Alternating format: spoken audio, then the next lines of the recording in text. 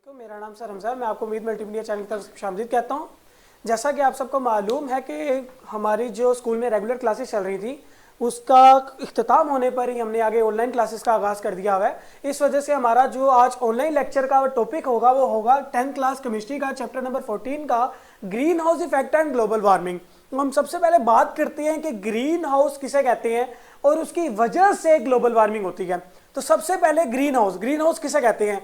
Basically एक term use की जाती है जो अगर आपने बॉटनी पढ़ी हो या आपने बॉटनी के बारे में सुना हो तो बेसिकली जो फार्मर्स वगैरह होते हैं ना वो एक टर्म यूज करते हैं कि एक जो प्लांट्स वो उगाते हैं ना उन प्लांट्स के इर्द गिर्द एक शीशे का बना हुआ कमरा बनाते हैं, या फिर अगर वो शीशे का कमरा नहीं बना सकते तो वो एक ऊपर ट्रांसपेरेंट शीट पैदा कर देते हैं।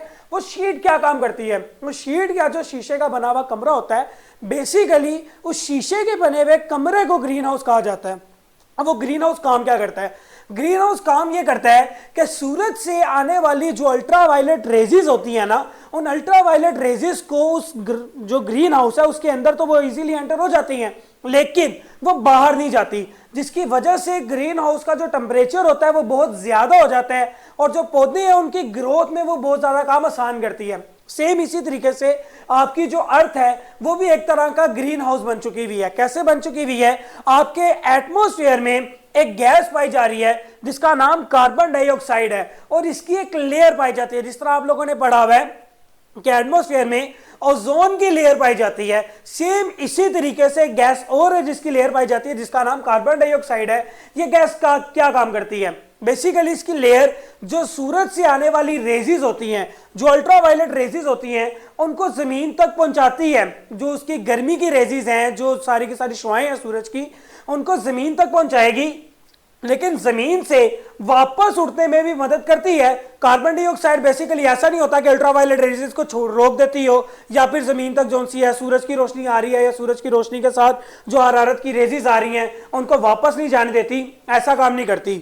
लेकिन होता क्या, बेसिकली इंसानी सरगर्मियों के नतीजे के तहत जो कार्बन डाइऑक्साइड के कंसंट्रेशन में इजाफा हो रहा है। फॉर एग्जांपल इंडस्ट्रीज के अंदर बहुत से केमिकल रिएक्शंस हो रहे हैं जिसकी वजह से कार्बन डाइऑक्साइड गैस बन रही है, हवा में इसके कंसंट्रेशन में इजाफा हो रहा है। अब वो हवा में जो कंसंट्रेशन में इजाफा हो रहा है ना ये बाइस बनती है ग्लोबल वार्मिंग की। अब आपकी किताब में पहला पॉइंट क्या कहता है, पहला पॉइंट आपकी किताब में ये कह रहा है कि कार्बन डाइऑक्साइड जो है वो एक लेयर बनाती है आपकी जमीन के गिर्द, जिस तरह मैंने आपको बताया। अब इस लेयर का अगर ये लेयर ना होती, ये लेयर का मकसद तो ये था ना कि जमीन का जो टेम्परेचर है उसको जरा एक नॉर्मल रखना, ना तो बहुत ज्यादा गर्म कर देना ना तो बहुत ज्यादा ठंडा कर देना। अगर कार्बन डाइऑक्साइड की लेयर ना हो तो जमीन का नुकसान क्या हो, जमीन में जो चीज होगी जो उसका टेम्परेचर होगा वो बेसिकली हमारे पास, अब अगर हम ओवरऑल एक टेम्परेचर फाइंड आउट करें ना तो हमारा जो टोटली नॉर्मल टेम्परेचर है वो आता है 15 डिग्री सेंटीग्रेड। पूरी अर्थ का एक नॉर्मल टेम्परेचर है, ये एक एवरेज टेम्परेचर है।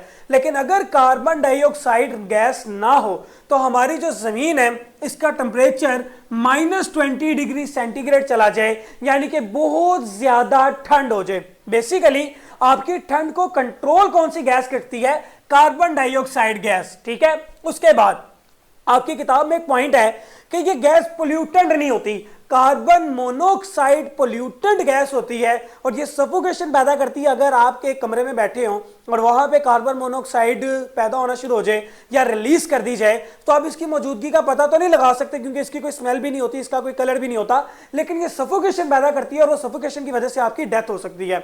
लेकिन कार्बन डाइऑक्साइड ऐसी कोई पोल्यूटेंट गैस या सफोकेशन पैदा करने वाली या डेथ कोज गैस नहीं है, बल्कि ये जिंदगी के लिए बहुत ज्यादा जरूरी है। इंसान और पौधे इन दोनों में फर्क होता है।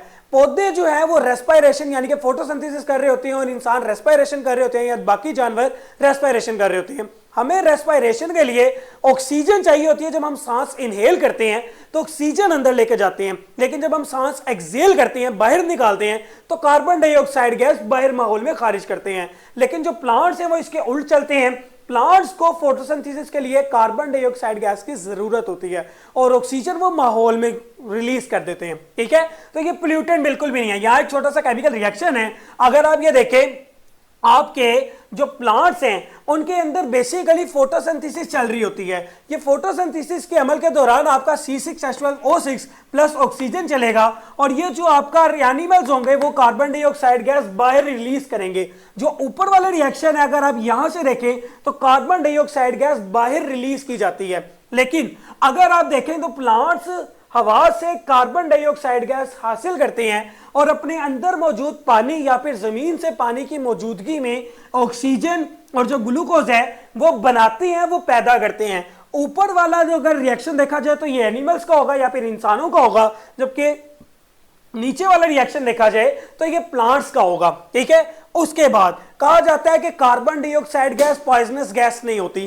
जैसे कि मैंने आपको बताया कि कार्बन मोनोऑक्साइड जो खाली हमारे पास उसका फार्मूला CO होता है, इसके अंदर डाई वाली कोई लिमिट नहीं होती, कोई कंडीशन नहीं होती। ठीक है, क्योंकि इसका ऑक्सीजन का एक मॉलिक्यूल होता है। अब होता क्या बेसिकली, जो कार्बन मोनोऑक्साइड है वो तो एक डेथ गैस है, पोल्यूटेंट है, लेकिन कार्बन डाइऑक्साइड गैस पोल्यूटेंट नहीं होती, इसलिए ये पॉइजनस गैस भी से नहीं कहा जाता क्योंकि इसकी वजह से कोई भी नुकसान नहीं होता।